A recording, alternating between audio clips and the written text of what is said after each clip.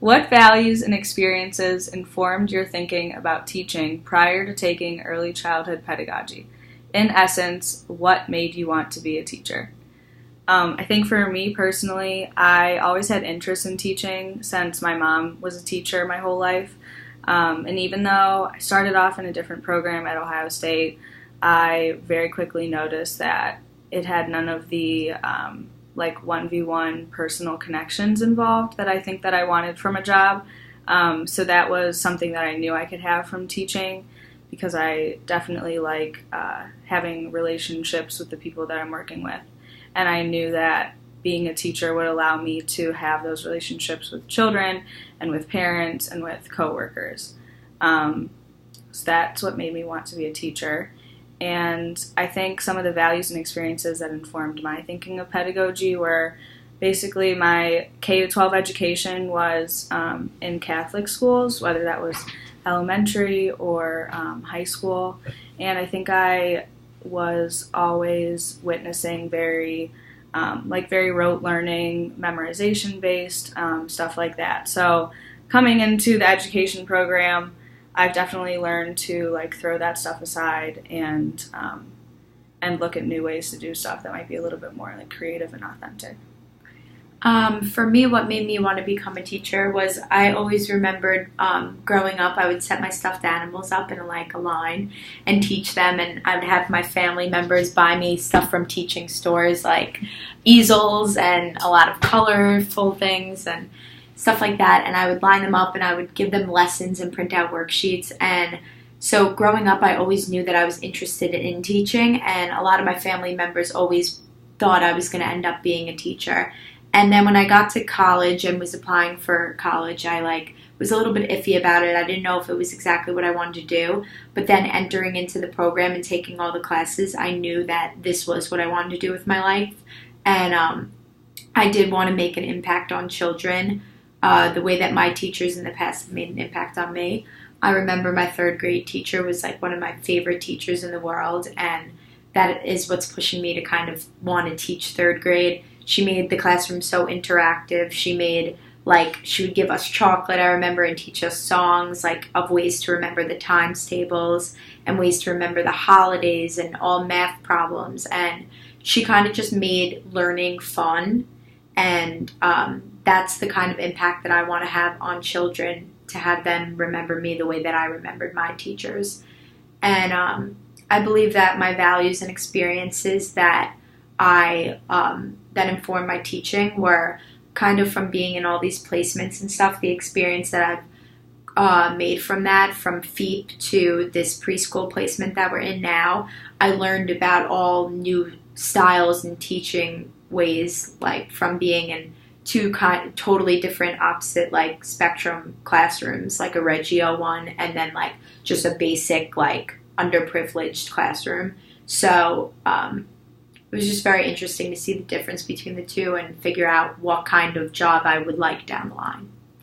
I also think that teachers in pre-K to 3 are often who you remember as your favorite teacher. Yeah. For me, it's my first grade teacher, so and then second is my second grade teacher. So I think that it just proves how much your education experience sticks with you at that young of an age. Yeah. Yeah. For sure. The second question is, what are the key pedagogical concepts from this class that have impacted your personal teaching philosophy? So what has changed, challenged, or deepened your personal philosophies? For me, I feel like when we studied Piaget and Vygotsky, a very crucial thing that I learned was the importance of play. And we read about it a lot, and we saw how play impacts the classroom. It is directly linked to cognitive development too. So I realized from being in a classroom that this preschool placement where we were placed in, and my classroom was Reggio, so we did a ton of play in the classroom. I realized how it affected their verbalization skills, their problem-solving skills, their comprehension, their curiosity, their imagination. It really directly affected all of that in the classroom, and I think that that's one of the main things that I am going to take out of this course and implement into my future classrooms. And also, I feel like giving children like different roles in play is a really good way to help them develop, like being like, okay, you pretend to be a firefighter and see what what comes out of it and how you learn from others that are around you. I think that play is really important. That's one thing. Yeah, for me, all of the new pedagogical concepts that have really like stuck with me this semester are also like going hand in hand with my placement, but at the same time they're going hand in hand with my job at the Schoenbaum Family Center. So I am seeing a Reggio inspired classroom, but I'm also seeing in my preschool field placement a classroom that does not really incorporate many of the things that we're learning about in our pedagogy classes. So I've been able to see like the image of the child, and I've been able to focus it on the two different types of schools that I'm in. So I get to see how Reggio teachers respect their children and how they really value their input and how the curriculum is formed. But I've also gotten to see, unfortunately, a classroom where the children don't have respect and they're not getting a voice really in the class. They don't focus on language as a big part of the learning going on. And that's another big thing that we've focused on, and just how the theory of language as like a key part of educational development and early childhood pedagogy. I really believe in just having conversations with students, and I think that can open a lot of doors for learning, and that's how we can be inquiry-based teachers too, just sort of having conversations with the students and finding out, what they're enjoying, what they want more of. And I think you can get that out of conversation with your students. And then with that, you're teaching your students to be question askers, and you're teaching them to think critically through that conversation. And so much more learning can happen during that time than I think we could even plan for. And also, another thing that has changed this semester for me is, comparing my field placement and my job at the Schoenbaum, I'm just becoming very interested, and I really enjoy the Reggio-inspired classrooms because I'm just seeing the same types of lessons being taught to preschoolers, but in two very different ways.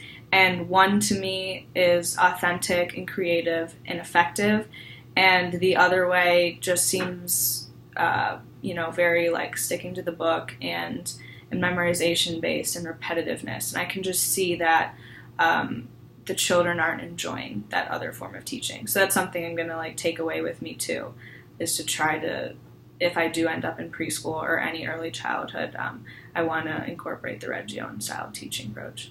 Yeah. Also for me, I feel like I learned a lot about the importance of inquiry and questions in a classroom, asking questions that are productive to the students and that stimulate productive activity. I believe that like focusing and attention focusing, measuring and counting questions, comparison, problem solving questions are all things that get the children's mind going. And that was something that we focused on, of not just having yes or no questions or simple questions, just getting the children actually to reason through their answers and to think independently on a topic and create their own opinions and formulate their own decisions and stuff. And in addition, going off the Reggio style classroom, I also think that through this course that we took, I learned about the importance of a Reggio-based, like, looking classroom. So I feel like my placement, I am in that kind of classroom, and I see how it affects the children every day. Like, they walk into the classroom and they use nature and bark and, like, stuff in the classroom to count their number of days they've been. They move a piece of tree, like, across to count the days, and they kind of ask a lot of questions based off of the new things that the teacher puts in the classroom every day. They're assigned jobs, right, when they get in the classroom of, all different stations they can go to, just like how we did in our class, going from station to station, doing different things.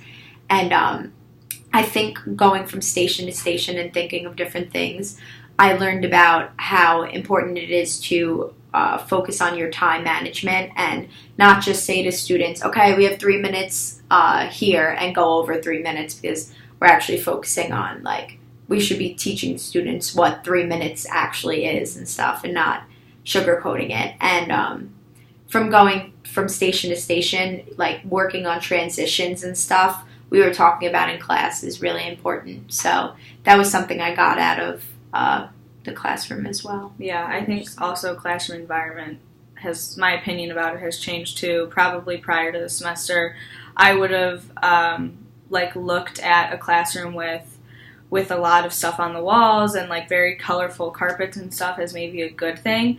And now that's completely changed. Just watching those slides in class and just getting like the homey vibe from the Reggio-inspired classrooms. But like building off of that, something that I want to do with my students is I want to have that homey feeling in my classroom, but I also want to try to have a zero waste classroom. And I think that it's great to make your classroom environment in itself a project. And that's something that can go on throughout the whole school year, because you can't just start off the school year and be zero paper and zero plastic. But working with your students to try to find ways in your classroom of how can we eliminate all these things, but how can we still have fun learning manipulatives? So maybe having like wooden blocks instead of Legos, stuff like that. So that's definitely like a project I want to take on after having learned about how important the environment and project-based learning is. Yeah, me too. I agree with that. Mm-hmm. The last question is, how do the responses to the 2 previous questions inform what is an effective, authentic classroom for teachers in pre-K to 3rd grade? So, what is an effective, authentic classroom for teachers? Yeah, so I think for me, everything that Gia and I just sort of talked about, whether it has to do with like the pedagogy or the learning style or whatever it comes down to, it's all done in an effort to bring out the most authentic teaching and the most authentic learning. So whether that means that you're doing everything you can to be an honest and truthful and purposeful teacher. You're researching, you're asking your children questions about what they want to learn and what they're having a hard time with. And instead of just asking the questions, you're creating an action based off of that.